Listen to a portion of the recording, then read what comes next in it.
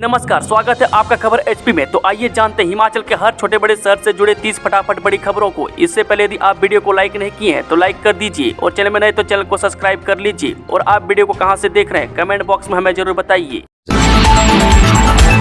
संजौली मस्जिद की 3 मंजिला अवैध 2 माह के भीतर गिराने के दिए आदेश। जी नगर निगम शिमला के आयुक्त की अदालत ने संजौली में बनी मस्जिद की 5 में से 3 मंजिलों को अवैध करार देते हुए उसे गिराने के आदेश दिए हैं। बता दें कि शनिवार को कोर्ट ने फैसला सुनाते हुए कहा कि मस्जिद कमेटी को अपने खर्चे पर 2 महीने के भीतर अवैध निर्माण तोड़ना होगा। वहीं कोर्ट के आदेश के बाद मस्जिद कमेटी ने कहा कि आदेश मंजूर है, इसे किसी भी अदालत में चुनौती नहीं देंगे और अवैध निर्माण खुद ही तोड़ेंगे। वहीं कोर्ट के आदेश के अनुसार 21 दिसंबर से पहले इन आदेशों की पालना करनी होगी। मस्जिद कमेटी के अध्यक्ष मोहम्मद लतीफ ने कहा कि कोर्ट से जो आदेश आया है वह उन्हें मंजूर है। वह कमेटी या वक्फ बोर्ड की ओर से आदेश को आगे चुनौती नहीं दी जाएगी और पैसा जुटाकर अवैध मंजिलों को तोड़ दिया जाएगा। वह कथित अवैध निर्माण का मामला साल 2010 से आयुक्त की कोर्ट में चल रहा था। बता दें कि साल 2012 में मस्जिद की 2 मंजिलें थी जो साल 2018 तक 5 हो गई। इसका नक्शा भी नगर निगम से पास नहीं करवाया गया था। रोहित ठाकुर बोले विद्यार्थियों की कम संख्या वाले और स्कूल नए शैक्षणिक सत्र में ही होंगे मर्ज। जी हां, हिमाचल प्रदेश में विद्यार्थियों की कम संख्या वाले और स्कूल नए शैक्षणिक सत्र से ही मर्ज होंगे। वह शिक्षा मंत्री रोहित ठाकुर ने बताया कि 10 बच्चों की संख्या वाले मिडिल स्कूलों का दर्जा घटाकर प्राइमरी किया जाएगा। इसी तरह 20 बच्चों से कम संख्या वाले उच्च स्कूलों को मिडिल और 25 संख्या वाले वरिष्ठ माध्यमिक स्कूलों को उच्च स्कूल का दर्जा दिया जाएगा। उन्होंने कहा कि शिक्षा विभाग ने ऐसे सभी स्कूलों की सूची बनाने को कहा है। वह चालू शैक्षणिक सत्र के दौरान किसी भी स्कूल का दर्जा कम नहीं होगा या कोई भी स्कूल मर्ज नहीं होंगे। बता दें कि सचिवालय में मीडिया से बातचीत में शिक्षा मंत्री ने कहा कि जिला उपनिदेशकों की नियमित पदोन्नति जल्द कर दी जाएगी। मैं अभी एडहॉक पर उपनिदेशक नियुक्त किए हैं। वह शिक्षा मंत्री ने कहा कि बीते दिनों मर्ज किए करीब 500 स्कूलों में कार्यरत शिक्षकों को दूसरे स्कूलों में नियुक्त कर दिया है। वह सिर्फ एक शिक्षक के सहारे चल रहे स्कूलों में नियुक्तियां करने को प्राथमिकता दी गई है। उन्होंने कहा कि प्रदेश में शिक्षा के स्तर बढ़ाने के लिए सरकार प्रयासरत है। वह सभी राज्यों की शिक्षा मॉडल स्टडी किए जा रहे हैं। हर राज्य की अच्छी योजनाओं का अनुसरण किया जाएगा। जेपी नड्डा बोले आजकल राहुल गांधी अर्बन नक्सल देश को तोड़ने की करते हैं बात। हिमाचल प्रदेश के नाहन में आयोजित अभिनंदन समारोह को संबोधित करते हुए भाजपा के राष्ट्रीय अध्यक्ष जेपी नड्डा ने कांग्रेस पार्टी व प्रदेश की सुक्खू सरकार पर जमकर निशाना साधा। नड्डा ने कहा कि मुख्यमंत्री सुखविंदर सिंह सुक्खू कालका से नीचे आते हैं तो केंद्र को धन्यवाद करते हुए और मांग करते हैं। मैं जब कालका से ऊपर होते हैं तो कहते हैं केंद्र ने कुछ नहीं दिया जी। बीते साल सिरमौर मंडी व कुल्लू में आई आपदा के बाद 1190 करोड़ रुपये केंद्र सरकार ने दिए, लेकिन सुक्खू जी ने एक बार भी इस बारे में नहीं कहा। मैं धन्यवाद करना तो दूर की बात। परीक्षा में होगी नेगेटिव मार्किंग, हर गलत जवाब पर कटेंगे इतने अंक, जाने भर्ती नियम। जी हां, हिमाचल में शुरू होने जा रही विशेष पुलिस कांस्टेबल भर्ती की लिखित परीक्षा में नेगेटिव मार्किंग होगी। ऐसे में हर गलत जवाब पर 0.25 अंक कटेंगी। मैं किसी प्रश्न का उत्तर न देने पर भी नेगेटिव मार्किंग होगी। अगर 4 उपलब्ध उत्तरों में से कोई भी सही नहीं लगता तो 5वें विकल्प पर निशाना लगाना होगा। मैं इससे अंक नहीं कटेंगे। मैं 90 अंकों की लिखित परीक्षा 2 घंटे की होगी। मैं फिजिकल ग्राउंड टेस्ट पास करने वाले अभ्यर्थियों को ही लिखित परीक्षा में बैठने का मौका मिलेगा। बता दें कि अभ्यर्थियों को शारीरिक लंबाई के आधार पर 1 से 6 और एनसीसी सर्टिफिकेट के आधार पर 4 अंक मिलेंगे। वह लिखित परीक्षा लोकसेवा आयोग और फिजिकल टेस्ट पुलिस विभाग करवाएगा। वह चयनित पुलिस कांस्टेबलों को पीटीसी डरों में 9 माह का विशेष कमांडो कोर्स का प्रशिक्षण दिया जाएगा। वह प्रशिक्षण और कमांडो कोर्स पास न करने वाले अभ्यर्थी भर्ती से बाहर होंगे। कब होगी डीएलएड की खाली सीटों के लिए काउंसलिंग, जानिए पूरी जानकारी। जी हां, हिमाचल प्रदेश स्कूल शिक्षा बोर्ड द्वारा 2 वर्षीय डिप्लोमा इन एलिमेंट्री एजुकेशन यानी कि डीएलएड कोर्स सत्र 2024-26 के लिए सरकारी डाइट से एवं मान्यता प्राप्त निजी शिक्षण संस्थानों की सीटों के आवंटन की प्रक्रिया के अंतर्गत चौथे चरण की काउंसलिंग 8 अक्टूबर को करवाई जाएगी। काउंसलिंग 8 अक्टूबर को प्रातः 10 बजे से बोर्ड मुख्यालय धर्मशाला में होगी। बता दें कि इस प्रक्रिया के दौरान यदि सीटें भर जाती हैं तो उसी क्षण काउंसलिंग प्रक्रिया समाप्त हो जाएगी।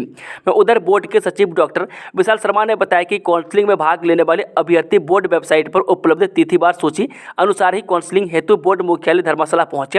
मैं इच्छुक अभ्यर्थी अपने साथ बोर्ड वेबसाइट पर उपलब्ध बायोडाटा फॉर्म को भरकर तथा समस्त मूल शैक्षणिक प्रमाण पत्र, हिमाचली मूल निवास प्रमाण पत्र तथा आरक्षित श्रेणी, उप श्रेणी, अन्य संबंधित प्रमाण पत्रों के साथ इनकी सत्यापित 6 प्रतियां भी साथ लाना सुनिश्चित करें। शिक्षकों की कमीशन भर्ती से पहले बदलेंगे नियम। जी हां, हिमाचल में कमीशन के जरिए भरे जाने वाले शिक्षकों के 2800 पदों को लेकर अभी थोड़ा इंतजार करना होगा। यह भर्ती राज्य चयन आयोग करेगा। मैं बता दें कि टीजीटी तथा जेबीटी कैडर में ये नियुक्तियां होगी। मैं इस भर्ती से पहले नियमों में बदलाव हो रहा है। यह बदलाव स्कूल प्रबंधन समितियों के माध्यम से रखे गए शिक्षकों के कारण है, जिन्हें रेगुलर भर्ती में 5% कोटा दिया जा रहा है। मैं इनके लिए जेबीटी, टीजीटी, C&B और स्कूल लेक्चरर न्यू के भर्ती नियमों में बदलाव हो रहा है और आजकल ये ड्राफ्ट संबंधित विभागों में घूम रहे हैं। वह शिक्षा मंत्री रोहित ठाकुर की अध्यक्षता में हुई विभाग की समीक्षा बैठक में ये निर्देश दिए गए कि इस प्रक्रिया को जल्दी पूरा किया जाए, ताकि कमीशन के 2800 पदों को भरने की तैयारी की जा सके। बता दें कि बैठक में शिक्षा मंत्री ने स्कूल प्रिंसिपल प्लेसमेंट के जरिए लगाने को लेकर निर्देश दे दिए। बैठक में चर्चा में यह पता चला कि स्कूल प्रिंसिपल की रेगुलर प्रमोशन के लिए 2 तरह से मामले चल रहे हैं, लेकिन इनमें वक्त लगेगा। एक मामले में 2013 की सीनियरिटी लिस्ट के हिसाब से लोकसभा आयोग को डिपार्टमेंटल प्रमोशन कमेटी की प्रक्रिया कंप्लीट करनी है, जबकि दूसरी प्रक्रिया में 2016 में प्लेसमेंट के जरिए लगाए गए प्रिंसिपल को रेगुलर करना है। वह शिक्षा मंत्री ने कहा कि 1 महीने के अंदर स्कूल प्रिंसिपल के खाली पदों पर प्लेसमेंट कर दी जाए। जहां तक कॉलेज टीचर्स को अवार्ड देने की पॉलिसी का मामला है, तो इसे अगली कैबिनेट में भेजा जा रहा है। खुशखबरी, कांगड़ा में आंगनबाड़ी कार्यकर्ता और सहायिका के पदों पर भर्ती जल्दी से कर ले आवेदन। जे बाल विकास परियोजना कार्यालय बैजनाथ के तहत आंगनबाड़ी कार्यकर्ता के 4 और सहायिका के 8 रिक्त पद भरे जाएंगे। बता दें कि बाल विकास परियोजना अधिकारी बैजनाथ रंजीत सिंह ने बताया कि आंगनबाड़ी केंद्र खास मजेराना पंचायत मजेराना में पंतेहड़ व खतरेहड़ नगर पंचायत बैजनाथ पपरोला व बाग पंचायत संसाल में आंगनबाड़ी कार्यकर्ता के पद और आंगनबाड़ी केंद्र कस्बा पपरोला में खतरेहड़ घिरथोली नगर पंचायत बैजनाथ पपरोला, लंगू पंचायत गदियाड़ा खोपा व नगेहड़ पंचायत वंडिया, निचली कोहड़ पंचायत कोठी कोहड़, चौगान खास पंचायत चौगान में आंगनबाड़ी सहायिका के पद भरे जाएंगे। गोरक्षा के लिए शिमला में गो ध्वज स्थापना यात्रा 24 अक्टूबर को होगी महत्वपूर्ण सभा। गाय की रक्षा के लिए पूरे देश में एक समान कानून बनाने के लिए शंकराचार्य अभिमुक्तेश्वरानंद के निर्देशन में गो प्रतिष्ठा आंदोलन के तहत गो ध्वज स्थापना भारत यात्रा शुरू की गई है। 22 सितंबर से यह यात्रा शुरू हो चुकी और 26 अक्टूबर को समाप्त होगी। बता दें कि सभी राज्य और केंद्र शासित प्रदेशों से यात्रा गुजरेगी। 24 अक्टूबर को यह यात्रा शिमला पहुंचेगी। शिमला में इस दिन दोपहर 12 बजे से 3 बजे के बीच यात्रा होगी।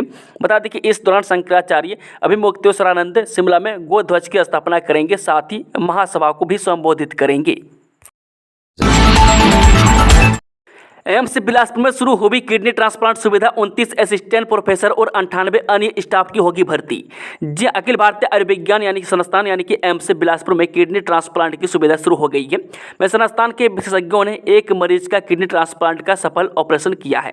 बता दें कि अब प्रदेश व पड़ोसी राज्यों से लोगों ने किडनी ट्रांसप्लांट के लिए अन्य राज्यों व विदेश नहीं जाना पड़ेगा। केंद्रीय स्वास्थ्य मंत्री JP नड्डा ने शुक्रवार को यह जानकारी दी। कांग्रेस सरकार खस्ताहाल, केंद्र की योजनाओं के भरोसे प्रदेश। जी, पूर्व केंद्रीय व हमीरपुर लोकसभा क्षेत्र से सांसद अनुराग ठाकुर ने शनिवार को बड़सर व नादौर में जनसंवाद कर स्थानीय स्तर पर जन समस्याओं को सुना। इस अवसर पर अनुराग ठाकुर ने कहा कि हिमाचल प्रदेश आज कांग्रेस सरकार के कुप्रबंधन व नाकामी से अव्यवस्था व अनिश्चितता की ओर है। मैं आज हिमाचल प्रदेश की हालत यह है कि केंद्र की परियोजनाओं के पैसे न मिले तो विकास कार्य ठप है। मैं केंद्र सरकार की ओर से प्रधानमंत्री आवास योजना हो, ग्रामीण सड़क योजना हो, CRIF फंड से सड़क निर्माण हो, पेयजल जैसी तमाम योजनाएं हैं जो धरातल पर उतर रही है, तो प्रदेश का विकास हो रहा है। वरना राज्य सरकार न तो कोई नया प्रोजेक्ट ला पा रही है और न ही पुराना कुछ रिपेयर करा पा रही है। उन्होंने कहा कि प्रदेश में बाकी विधानसभा तो दूर की बात है, मुख्यमंत्री के अपने गृह विधानसभा क्षेत्र में सड़कें खस्ताहाल है। जेबीटी के 21 पदों के लिए भूतपूर्व सैनिकों के आश्रितों की काउंसलिंग 28 व 29 को। जी हां, उप निदेशक प्रारंभिक शिक्षा ने बताया कि जेबीटी के 21 पदों को बैच आधार पर भरने के लिए भूतपूर्व सैनिकों के आश्रितों की काउंसलिंग 28 व 29 अक्टूबर 2024 को धर्मशाला में निर्धारित की गई है। काउंसलिंग नर्सरी मिडिल स्कूल धर्मशाला में की जाएगी, जिसमें 28 अक्टूबर को जिला कांगड़ा से संबंध रखने वाले अभ्यर्थी भाग ले सकते हैं और अन्य जिलों के अभ्यर्थियों के लिए 29 अक्टूबर की तिथि निर्धारित की गई है। बता दें कि इस चयन प्रक्रिया में केवल वही अभ्यर्थी भाग ले सकते हैं जिनका नाम संबंधित रोजगार कार्यालय में दर्ज है तथा R&P नियमों के तहत निर्धारित योग्यता पूर्ण करते हैं। पेंशनर्स ने मंत्री अनिरुद्ध सिंह का किया घेराव, अब कांग्रेस विधायकों की बारी। जी हां, हिमाचल के पेंशनरों व कर्मचारियों में सरकार के प्रतिरोध है। इसकी शुरुआत आज पेंशनर्स ने कर दी है। मैं सबसे पहले पंचायती राज मंत्री अनिरुद्ध सिंह का घेराव हुआ और उन्हें अपनी मांगों का ज्ञापन सौंपा गया। वे पेंशनर्स ने सरकार को दिवाली तक का समय दिया। अगर मांगों पर गौर नहीं होता है तो कांग्रेस विधायकों का घेराव होगा। वे पेंशनर्स सचिवालय के घेराव का ऐलान पहले ही कर चुके हैं। ऊना में अनुबंध आधार पर भरे जाएंगे शास्त्रीय अध्यापकों के पद, काउंसलिंग 14 को। यह प्रारंभिक शिक्षा विभाग ऊना द्वारा जिला स्तर पर शास्त्रीय अध्यापकों के 6 पद भूतपूर्व सैनिकों के आश्रितों से बैच वाइज अनुबंध आधार पर भरे जाएंगे। मैं उप निदेशक प्रारंभिक शिक्षा ऊना सोमलाल धीमान ने बताया कि जिला रोजगार कार्यालय ऊना, अंब, बंगाना व हरोली द्वारा प्रायोजित किए गए अभ्यर्थियों की काउंसलिंग 14 अक्टूबर को प्रातः 10 बजे उप निदेशक प्रारंभिक शिक्षा ऊना के कार्यालय में होगी।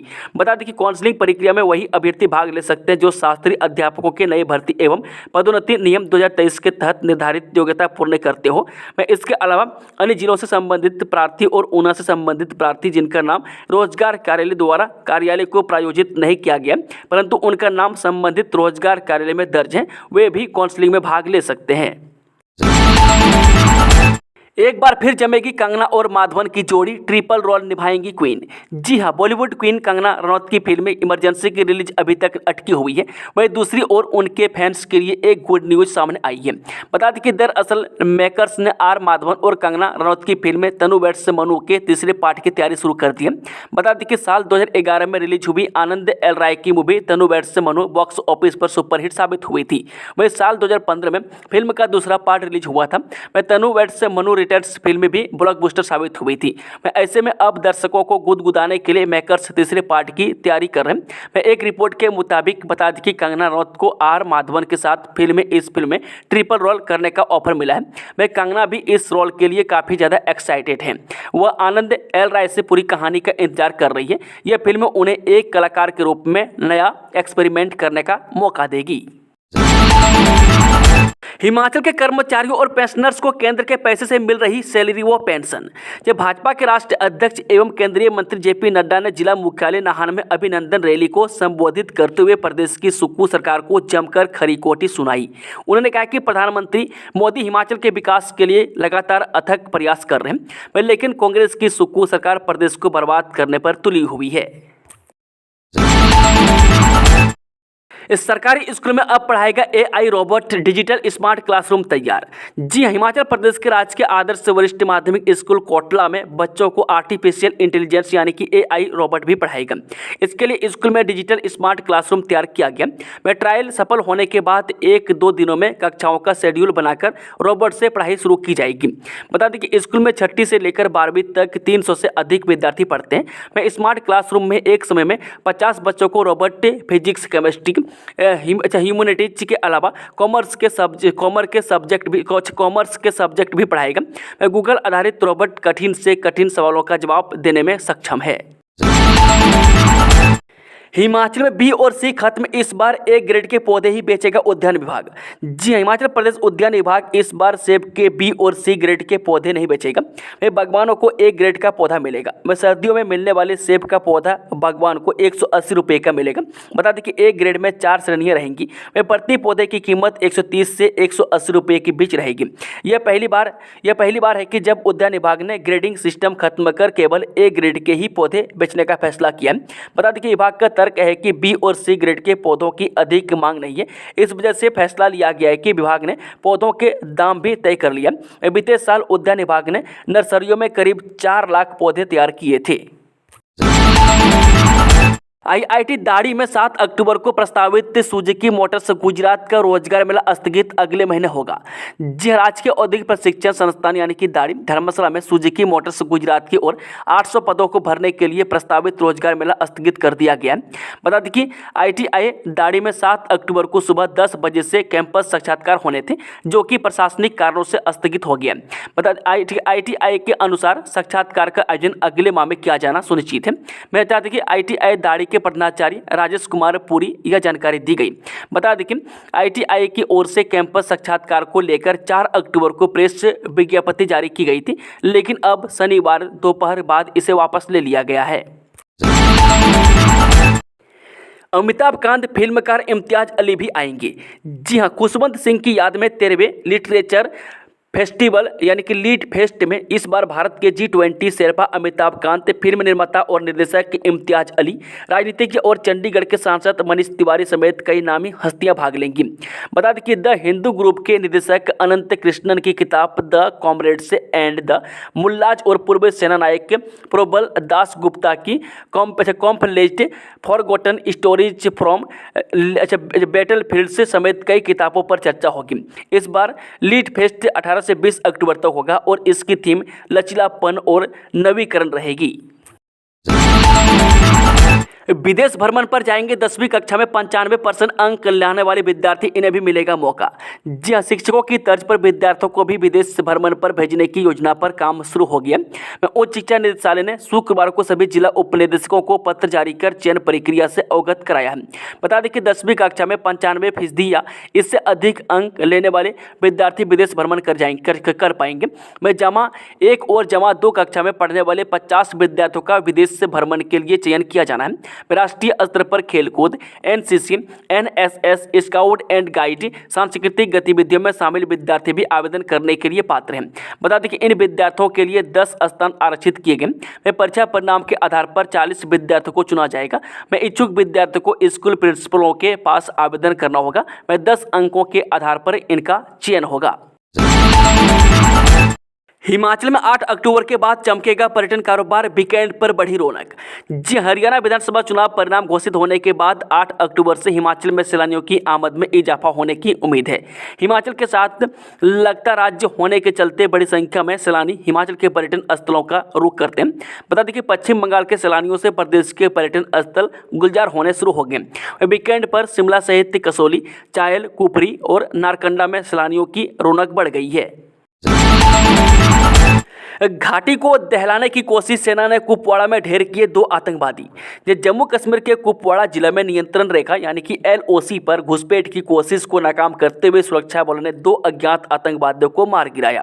सेना ने शनिवार को यह जानकारी दी। सेना ने बताया कि घुसपैठ की कोशिश की खुफिया जानकारी प्राप्त होने के बाद कुपवाड़ा के केरन सेक्टर के गूगलधार वन क्षेत्र में यह अभियान शुरू किया गया। सेना की श्रीनगर स्थित चिनार कोर ने सोशल मीडिया एक्स पर एक पोस्ट में कहा कि अभियान अभी भी जारी है।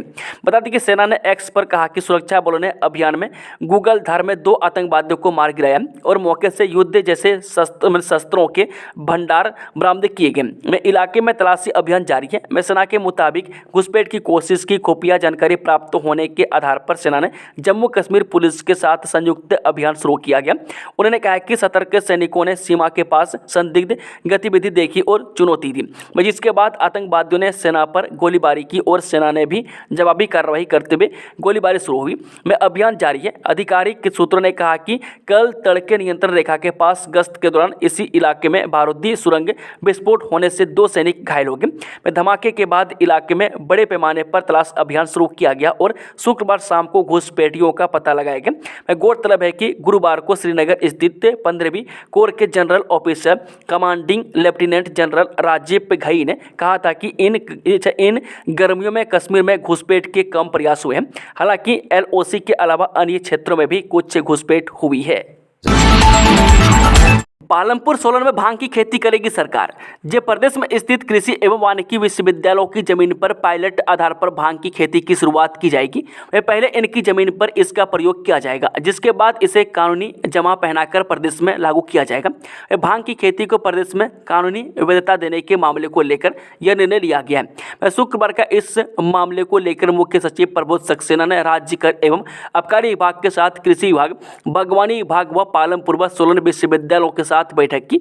सचिवालय में हुई इस बैठक में नौनी विश्वविद्यालय और पालमपुर कृषि विश्वविद्यालय प्रबंधन ने भांग की खेती को लेकर अपनी अपनी रिपोर्ट सरकार को सौंप दी है। IPS अधिकारी अशोक तिवारी हो सकते हैं हिमाचल के DGP। जी, हिमाचल प्रदेश कैडर 1993 बैच के IPS अधिकारी अशोक तिवारी पुलिस विभाग के अगले DGP हो सकते हैं। बता दें कि IPS अधिकारी अशोक तिवारी अभी हाल ही केंद्रीय प्रतिनियुक्ति से वापस लौटे हैं। बीते दिनों प्रदेश सरकार ने 4 IPS अधिकारियों को पदोन्नति देकर DGP बनाया था। 1993 बैच के 3 IPS अधिकारी अनुराग गर्ग, ऋत्विक रुद्रा और अशोक तिवारी और 1994 बैच के IPS अफसर राकेश अग्रवाल को प्रदेश प्रदेश सरकार ने बीते दिनों डीजी के पद पर प्रमोट किया था। वहीं आईपीएस अधिकारी अनुराग गर्ग, ऋत्विक रुद्रा, राकेश अग्रवाल केंद्र में प्रतिनियुक्ति पर है, जबकि आईपीएस अधिकारी अशोक तिवारी केंद्रीय प्रतिनियुक्ति से वापस हिमाचल लौट आए हैं। फर्जी डिप्लोमा से ली ड्राइंग टीचर की नौकरी शिक्षक के खिलाफ एफआईआर दर्ज। सिरमौर जिला में फर्जी डिप्लोमा के आधार पर ड्राइंग मास्टर की नौकरी हासिल करने वाले एक शिक्षक पर एफआईआर दर्ज हुई है। यह नियुक्ति शिक्षा विभाग में ड्राइंग मास्टर की बैच वाइज के आधार पर हुई नियुक्ति के तहत की गई थी। वहीं आरोपी शिक्षक की नियुक्ति के लिए गठित चयन समिति भी जाँच के दायरे में आ सकती है। वह जानकारी के मुताबिक इस मामले में पुलिस थाना नाहन में फर्जी डिप्लोमा के आधार पर कला अध्यापक की नौकरी प्राप्त करने के मामले में एफआईआर दर्ज हुई है। बता दें कि यह एफआईआर विजिलेंस की जांच के बाद दर्ज की गई है। वह जानकारी के मुताबिक आरोपी कला अध्यापक का चयन करने वाले पैनल को भी जांच के दायरे में लिया गया है। वह प्राप्त जानकारी के अनुसार बता दें कि बैच वाइज आधार पर एक कला अध्यापक के संबंधित डिप्लोमा को पास किए बिना ही उसे पोस्टिंग दे दी गई। वह इसके बाद मामला विजिलेंस के पास पहुंचा और विजिलेंस की टीम ने जाँच की तो पाया कि डिप्लोमा फर्जी है। वह अब डिप्लोमा फर्जी पाए जाने के बाद पुलिस थाना नाहन में एफआईआर दर्ज हुई है। यह मामला संज्ञान में आते ही विभाग ने तुरंत कार्रवाई करते हुए आरोपी शिक्षक को पद से हटा दिया था। विजिलेंस की जांच में अब डिप्लोमा फर्जी पाए जाने के बाद मामला दर्ज हुआ है। अतिरिक्त पुलिस अधीक्षक सिरमौर योगेश रोल्टा ने बताया कि विजिलेंस की जांच में फर्जी डिप्लोमा पाए जाने के बाद पुलिस थाना नाहन में मामला दर्ज किया गया है।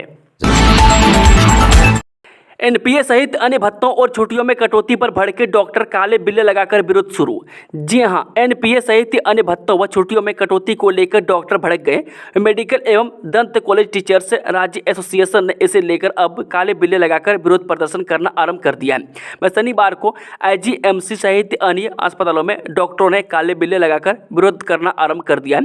वहीं सेमेडी कोर्ट का कहना है कि जल्द ही मुख्यमंत्री से समय लेकर उन्हें मांगों से अवगत करवाया जाएगा और यदि इन पर निर्णय होता है तो ठीक है, अन्यथा डॉक्टर आगामी ठोस रणनीति अपनाने को बाध्य हो जाएंगे। शिमला से नई दिल्ली रूट पर फिर शुरू हुई एचपीटीडीसी की वोल्वो बस सेवा, ऑनलाइन बुकिंग भी उपलब्ध। जी हां, शिमला से नई दिल्ली रूट पर हिमाचल प्रदेश पर्यटन विकास निगम की वोल्वो बस सेवा फिर से शुरू हो गई है। बीते दिनों में हुए ट्रायल सफल रहने के बाद अब यह बस इस रूट पर नियमित रूप से चलेगी। इससे यात्रियों को सुविधा होगी। शनिवार को शिमला से यह बस शाम 8:30 बजे नई दिल्ली के लिए रवाना हुई। इस बस के माध्यम से नई दिल्ली जाने के लिए शाम तक करीब 8 यात्रियों ने बुकिंग करवा ली थी। इसके अलावा रविवार को नई दिल्ली से शिमला आने के लिए भी बुकिंग में तेजी आई है। यात्रियों की सुविधा के लिए इस बस की ऑनलाइन बुकिंग की सुविधा दी गई है। ऑनलाइन बुकिंग शुरू होने पर अब पर्यटकों ने बुकिंग करना शुरू कर दिया। बता दें कि एचपीटीडीसी की वोल्वो बस शिमला की विक्ट्री टनल से रात 8:30 बजे रवाना होगी और सुबह 5:30 बजे हिमाचल भवन नई दिल्ली पहुंचेगी। इसके बाद अगले दिन यह बस नई दिल्ली के हिमाचल भवन से रात 9 बजे रवाना होगी और सुबह 6 बजे शिमला की विक्ट्री टनल पहुंचेगी। इस रूट पर एक ही बस संचालित होगी। ऐसे में यह बस शिमला से दिल्ली रवाना होने के बाद अगले दिन दिल्ली से शिमला वापस लौटेगी। शिमला से दिल्ली जाने के बाद बस अगले दिन दिल्ली से शिमला लौटेगी। अब दूसरी जगह से नहीं मंगवानी पड़ेगी खनन सामग्री। कांगड़ा जिला में 12 नई साइट से चिन्हित। जी हां, जिला कांगड़ा में खनन के लिए अब नई 12 खनन साइट्स को जिला खनन विभाग की ओर से चिन्हित किया गया। इसमें पालमपुर विधानसभा के तहत आती न्यूगल खड्ड में 3, ब्यास नदी के तहत आती 6 और बाथू खड्ड के तहत आती 3 नई साइट्स को चिन्हित किया गया। इन नई साइट्स पर खनन सामग्री निकलने से यहाँ के बासिंदों को अतिरिक्त पैसा खर्चे दूसरी जगह से खनन सामग्री मंगवाने की समस्या से छुटकारा मिलेगा। बगीचा बैंक में गिरवी रख 7 लाख रुपये लिए और अब आरोपी फरार। जी हां, अखाड़ा बाजार निवासी एक व्यक्ति के खिलाफ ठगी का मामला दर्ज हुआ है।